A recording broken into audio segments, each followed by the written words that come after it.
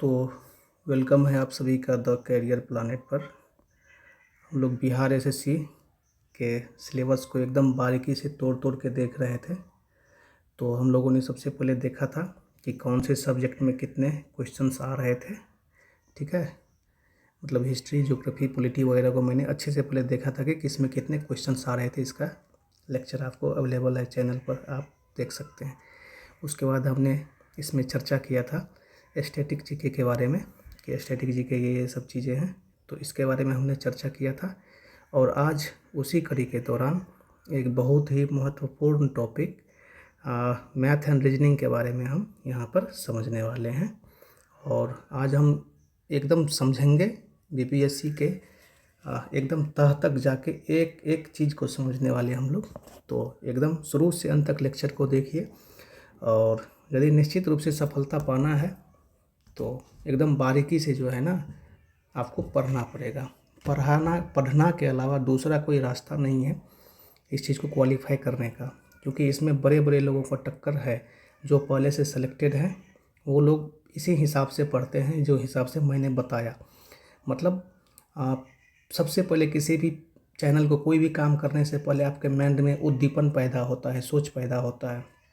आपके माइंड में वो सोच पैदा करना है और फिर उस हिसाब से उस चीज़ को कागज़ पे उतार लेना है। तो हम लोग देखते हैं एकदम शुरू से नंबर सिस्टम के बारे में, मैथमेटिक्स के बारे में। तो हमारे क्वेश्चंस में सिलेबस में डायरेक्ट लिखा हुआ है कि मैथ एंड साइंस। ठीक है, और लोग का भ्रांति है, लोग सोचते हैं कि 25 मैथ है और 25 साइंस है। ठीक है, यदि एक क्वेश्चन कम ज़्यादा हो जाएगा तो मैथ और साइंस आपस में लड़ाई कर लेगा। ठीक है, तो मैं आपके भ्रांति को एकदम से दूर कर रहा हूं। और मैंने इस क्वेश्चंस को रिलेटेड अभी लेटेस्ट फील्ड असिस्टेंट का जो है एग्ज़ाम हुआ था ना बिहार एसएससी का, उसको देखते हुए मैंने इस चीज़ को बनाया है ताकि एकदम लेटेस्ट अपडेट के साथ आपको चीज़ें मिलें। ठीक है, तो मैथ एंड साइंस में जो लोग समझते हैं कि 50 क्वेश्चन पूछा जाता है, तो बिल्कुल सही है भाई, 50 क्वेश्चन पूछे जाते हैं, इसमें कहने की कोई बात नहीं। लेकिन आप ये जो सोचते हैं कि मैथ में 25 क्वेश्चन, साइंस में 25 क्वेश्चन, ये आपकी गलत भ्रांति है। मैंने बिहार एसएससी CGL 1, CGL 2 और CGL 3 तीनों को यहाँ पर मैंने कंपेयर किया है, और तीनों में हमें 30-30 क्वेश्चंस तो मिले ही हैं सिर्फ मैथ के। और बिहार एसएससी CGL 1 में मैथ्स के हमें 35 क्वेश्चन मिले हैं। तो ये आश्चर्य करने वाली बात नहीं है। यही चीज़ें तो आपको यहाँ पर सोचना है और लोगों से दूर हटाना है कि आपको कहाँ फोकस करना है और वीक एरिया कौन है, कहाँ नहीं पढ़ना है। ठीक है ना, तो इस चीज़ को आप अच्छे से देखिए, आपका क्लियर हो जाएगा। तो सबसे पहले टॉपिक में बात लिखा हुआ है कि ये चीज़ें हैं कि ये टॉपिक दिया होगा और इससे पूछेंगे। तो हम सबसे पहले जानते हैं, देखिए आपके सिलेबस में ये दिया है कि नंबर सिस्टम हम देंगे। क्या लिख दिए यार, हाँ नंबर सिस्टम। उसके बाद हम आपसे पूछेंगे होल नंबर के बारे में, दशमलव और फ्रैक्शन के बीच में जो संबंध होता है उसके बारे में, सिंप्लीफिकेशन के बारे में, परसेंटेज के बारे में, प्रॉफिट लॉस के बारे में, और ब्याज लिख दिया है, ब्याज के बारे में, एवरेज के बारे में, और रेशियो एंड प्रोपोर्शन के बारे में। ये आपके ऑफिशियल सिलेबस में लिखा हुआ है। लेकिन जब आपका क्वेश्चंस पूछा जाता है तो एकदम इससे बाहर जाता है। जैसे कि टाइम एंड वर्क कहीं नहीं लिखा हुआ है, लेकिन टाइम एंड वर्क का 3 से 4 क्वेश्चन है। टाइम एंड डिस्टेंस कहीं नहीं लिखा हुआ है, लेकिन टाइम एंड डिस्टेंस का 3 से 4 क्वेश्चन पड़ा हुआ है। प्रोबेबिलिटी कहीं नहीं लिखा हुआ है, लेकिन प्रोबेबिलिटी का क्वेश्चन पूछा गया है। इसी तरह से एपीजीपी कहीं नहीं लिखा हुआ है, लेकिन एपीजीपी का क्वेश्चन पूछा गया है। अलजेब्रा कहीं नहीं लिखा गया है, लेकिन बिहार एसएससी CGL 3 में एक नंबर सिस्टम और अलजेब्रा को मिला के एक क्वेश्चन डाला हुआ है। तो कुल मिला के बात यह है कि आप अपना डायमेंशन जो तैयार करेंगे तो सिर्फ सिलेबस के हिसाब से नहीं, ठीक है ना, थोड़ा सा हट के। और मैं ये बताऊंगा कि कोई भी मछुआरा मछली मारने जाता है तो जितना बड़ा उसका जाल होता है वो उतना अधिक क्षेत्र को घेरता है और उतना अधिक मछली पकड़ता है। तो आप खुद को मछुआरा समझिए और सिर्फ श्रिंक बुद्धि के आधार पर तैयारी मत कीजिए। यदि आप सिलेबस का जाल इतना बड़ा है तो आप अपने जाल को एकदम इतना बड़ा कर लीजिए और इस तरह से आप तैयारी कीजिए। ठीक है ना, ताकि आप आराम से इतने दूर को कवर कर सकें। ठीक है ना, आराम से जो है ये पूरे चीज़ को आप कवर सकें, और इतना दूर में जितना मछलियाँ आएगा आप पकड़ लेंगे। मेरे कहने का मतलब ये है कि आपको इस हिसाब से करना है ना चीज़ें कि बाद में पश्चाताप नहीं रह जाए ये चीज़। और मैं वीडियो भी इसीलिए बना रहा हूँ। ठीक, तो ये सिलेबस के हिसाब से यहाँ पर नहीं पूछा गया है। ठीक है ना, सिलेबस से थोड़ा सा बाहर भी गए हैं, जो सिलेबस में लिखा है उससे बाहर गए हैं। तो चलिए मैं बात करता हूँ यहाँ पर। तो यहाँ पर मैं बात करूँगा CGL1, CGL2 और CGL3 को मैं कंपेयर करके, और बिहार एसएससी फील्ड असिस्टेंट का एग्ज़ाम हुआ था उसको लेके, ठीक है ना। तो यहाँ पर जो है नंबर सिस्टम से क्वेश्चंस को मैंने रखा है, फिर परसेंटेज, प्रॉफिट लॉस, डिस्काउंट और SSCI को एक ही साथ मैंने रख दिया। उसके बाद एवरेज रख दिया, मतलब इस साइड मैंने टॉपिक या चैप्टर रखा है, बीच में क्वेश्चन, फिर बीच में क्वेश्चन। तो देखिए नंबर सिस्टम में जो क्वेश्चंस मिला के पूछे थे CGL1 में यहाँ पे 6 क्वेश्चन पूछे थे, CGL2 में 8 क्वेश्चन पूछे थे, और CGL3 में यहाँ पर 9 क्वेश्चन पूछे थे, ठीक है ना। 1-2 क्वेश्चन का वेरिएंस हो सकता है इधर उधर, नहीं तो बाद बाकी एग्जैक्ट यही था। हालांकि मैंने 1-2 बार उसको मिला के ही किया है अच्छा से, ठीक है। और टॉपिक देख लीजिए, टॉपिक भी मैंने लिख रखा है कि नंबर सिस्टम में कहाँ से है। हाँ चलिए इसको नीचे में मैं डिस्कस करूँगा, ठीक है। और प्रॉफिट लॉस से देखिए, प्रॉफिट लॉस से CGL1 में 6 क्वेश्चन प्रॉफिट लॉस है, इसमें डिस्काउंट है, परसेंटेज है, SSCI है, ठीक है ना। तो यहाँ 6 क्वेश्चन्स, यहाँ 5 क्वेश्चंस और यहाँ पे 7 क्वेश्चंस पूछे हैं।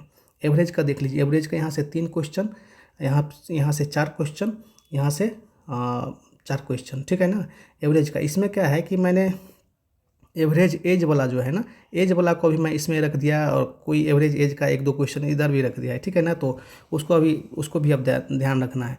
एवरेज में क्या है कि पैसा को दे देता है, एज को देता है, मतलब कि एवरेज एक ऐसा चैप्टर है वो किसी के साथ जाके सट के क्वेश्चन बना लेता है, ठीक। उसी तरह रेशियो में, ये रेशियो में यहाँ से 5 क्वेश्चन पूछा था, यहाँ 7 क्वेश्चन और यहाँ पर 5 क्वेश्चन पूछा था।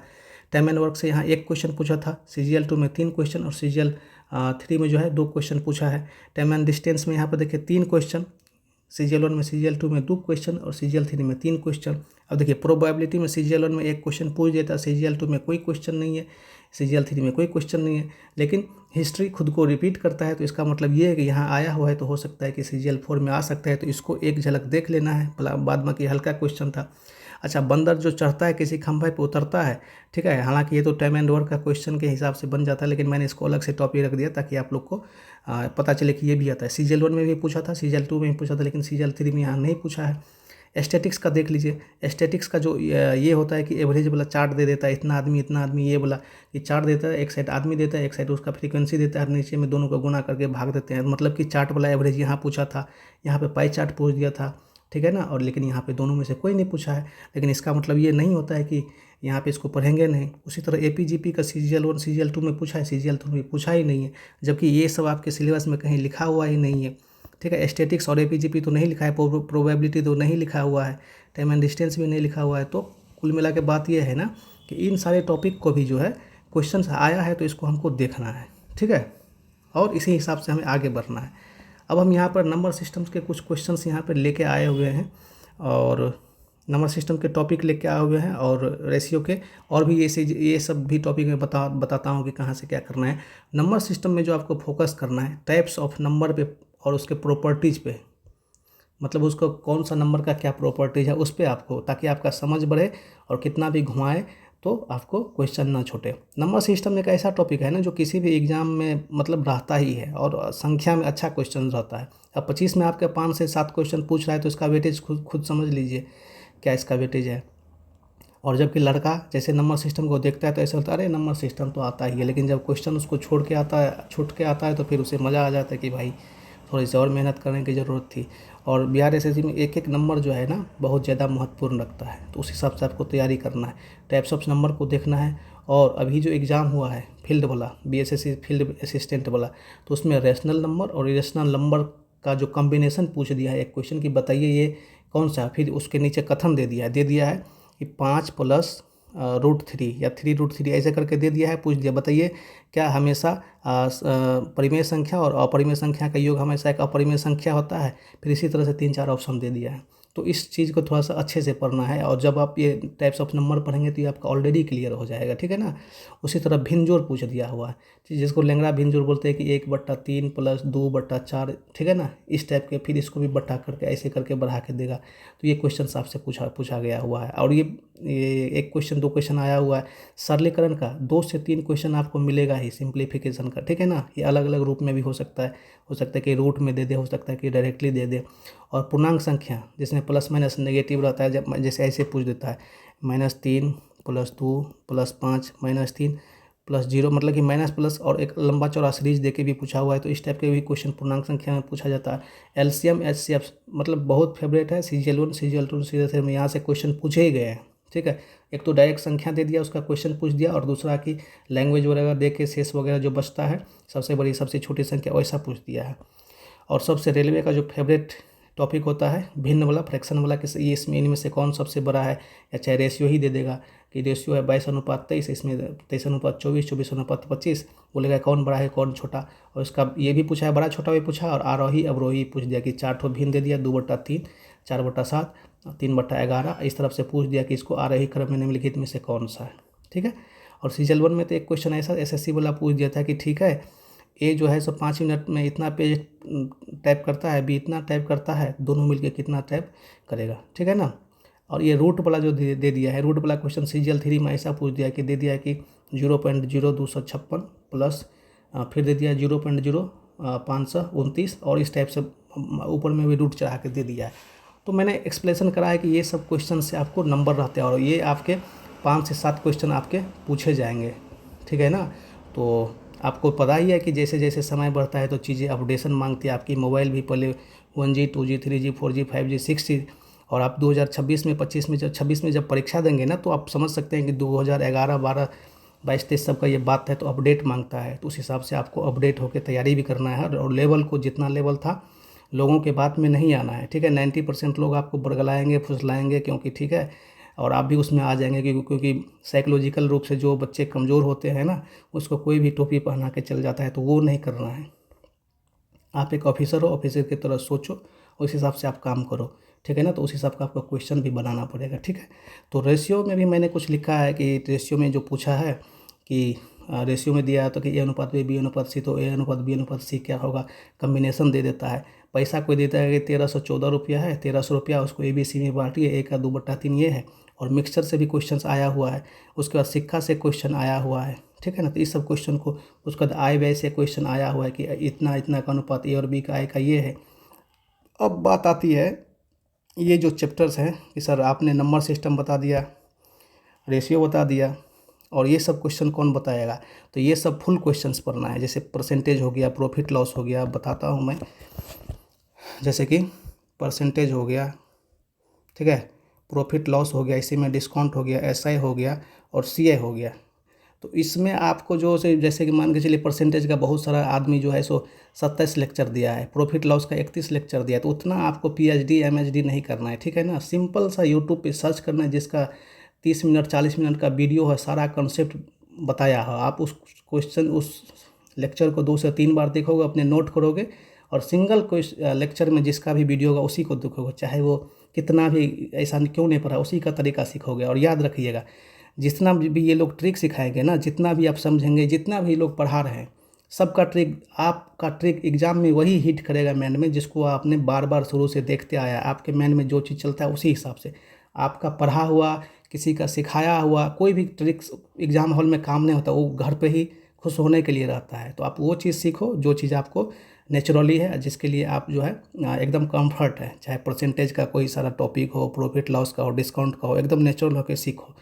और एक एक लेक्चर यदि रहेगा तो यहाँ पर 5 टॉपिक है, तो 5 से 6 लेक्चर में, मैक्सिमम 10 लेक्चर में आपको ये टॉपिक ख़त्म हो जाएगा। और यहाँ से क्वेश्चन देखो कितना पूछता है, 7 क्वेश्चन तो यहाँ से हो गया। यहाँ से देखियो 5 से 6 क्वेश्चन का यहाँ पे भी एवरेज है, ठीक है। तो आपको ये लगभग में फुल ही करना है, इसमें कि इसमें कोई पर्सनल नहीं कि इस टाइप का क्वेश्चन कर लीजिए, इस टाइप का क्वेश्चन कम नहीं कर लीजिए, ऐसा कोई नहीं है। ये टॉपिक दिया हुआ है, पूछेगा मतलब इसमें कैसा भी घुमा के पूछ सकता है। जैसे कि इलेक्शन वाला क्वेश्चन नहीं पूछा था, लेकिन इलेक्शन वाला क्वेश्चन CGL 3 में कैसा पूछ दिया कि ठीक है, थोड़ा सा पसीना छूटता है आदमी का, ठीक है, जबकि CGL 1 CGL 2 में पूछा भी नहीं है। अभी लेटेस्ट एग्जाम हुआ, उसमें परसेंटेज का एकदम बच्चा वाला क्वेश्चन से पूछ दिया है। तो सारा का सारा कंसेप्ट इसमें पढ़ने लायक है, कुछ छोड़ने वाला नहीं है, ठीक है। तो मैंने यहाँ पे भी देख लिया, परसेंटेज के बदले एवरेज का एच एंड एवरीथिंग करना है, ठीक है ना, कुछ भी छोड़ना नहीं है। और मेरे हिसाब से एक चीज़ एवरेज में और कर लीजिएगा आप लोग। एवरेज में क्या होता है ना कि दे देगा कि 100 से लेके 150 के बीच में जितने भी प्राइम नंबर है सबका एवरेज निकालिए। तो इस टाइप के कुछ क्वेश्चंस प्राइम नंबर से रिलेटेड जो कुछ क्वेश्चंस होते हैं एवरेज में, उसको आप देख लीजिए, वो आपको आगे काम आएगा। मे भी हो सकता है, क्योंकि ट्रेंड अभी चल रहा है इस क्वेश्चंस का, ठीक है। एवरेज भी हो गया, रेशियो भी होगा, टाइम एंड वर्क में मतलब कि बेसिक वाले क्वेश्चंस कर लेने आपको। टाइम एंड वर्क में ए इतना दिन में, बी इतना दिन में करता है, फिर सी छोड़ता है, उस टाइप के क्वेश्चंस करके जाने हैं, ठीक है। टाइम एंड वर्क बहुत ही हल्का सब आया है, ऐसा नहीं कि तुर्रम खान वाला नहीं आया है। टाइम एंड डिस्टेंस का भी मतलब ट्रेंड्स वगैरह का 1-2 लेक्चर करके आप कर सकते हैं। प्रोबेबिलिटी यदि आप देखेंगे तो ठीक है, नहीं भी देखेंगे तो कोई दिक्कत नहीं है। स्टैटिक्स एपीजीपी ये और ये तीनों में से सबसे पहले आप एपीजीपी को कर लेंगे, क्योंकि यहाँ से क्वेश्चंस फंसे हुए हैं। बंदर से इसके बाद बंदर करेंगे, यहाँ से भी क्वेश्चंस फंसे हुए हैं। उसके बाद प्रोबेबिलिटी करेंगे। तो मुझे लगता है कि मैंने आपके कुछ डाउट क्लियर किए होंगे, तो आप इस हिसाब से मैथमेटिक्स का तैयारी करो। अब मैं होगा तो थोड़ा सा साइंस का वीडियो एक बना दूंगा, फिर तैयारी हमें भी तैयारी करना है, आपको भी तैयारी करना है, तो फिर तैयारी में आप लग जाओ। मैंने टेलीग्राम चैनल पे बहुत सारे पीडीएफ डाल रखे हैं, याद रखिएगा। एक बार मैं फिर बता देता हूँ, किसी का सेट प्रैक्टिक्स किसी का कुछ काम नहीं आएगा। आपका PYQ ही आपका भाई है, बंधु है, उसको जो मानिए उसको आप जितना पढ़ेंगे। मैं आपको बता देता हूँ, अभी जो फील्ड असिस्टेंट का एग्ज़ाम हुआ है ना, उसमें मैंने मैथमेटिक्स के क्वेश्चन, चूँकि अभी मैं इसी को एनालिसिस कर रहा था, उसको मैंने देखा। चाहे घंटी वाला क्वेश्चन हो, नंबर सिस्टम वाला क्वेश्चन हो, परसेंटेज वाला क्वेश्चन हो, रेशियो वाला, थोड़ा भी वेरिएंस नहीं रखा है। CGL1, CGL2 और CGL3 के बेसिस के आधार पे ही उसको रखा हुआ है, कुछ भी वेरिएंस नहीं रखा हुआ है। तो PYQ आपका रामबाण है, ना कोई बुक जरूरी है, ना कोई कुछ जरूरी है। PYQ का 4 ऑप्शन रहते हैं, 4 ऑप्शन को आराम से उसको अच्छे से कर के जाइए, चारों ऑप्शन पे डिस्कशन कर के बन के जाइए, बहुत ही अच्छा तैयारी हो जाएगा। बाद में कि इधर उधर उड़ना है, ठीक है, जितना उड़ना है उड़िए, कोई दिक्कत नहीं है। तो ठीक है भाई, तैयारी कीजिए PYQ से। और यूट्यूब बहुत बड़ा यूनिवर्सिटी है, उस पर आप हर चीज़ पढ़ा हुआ, उससे आप देख ही सकते हैं। ठीक है भाई, ओके।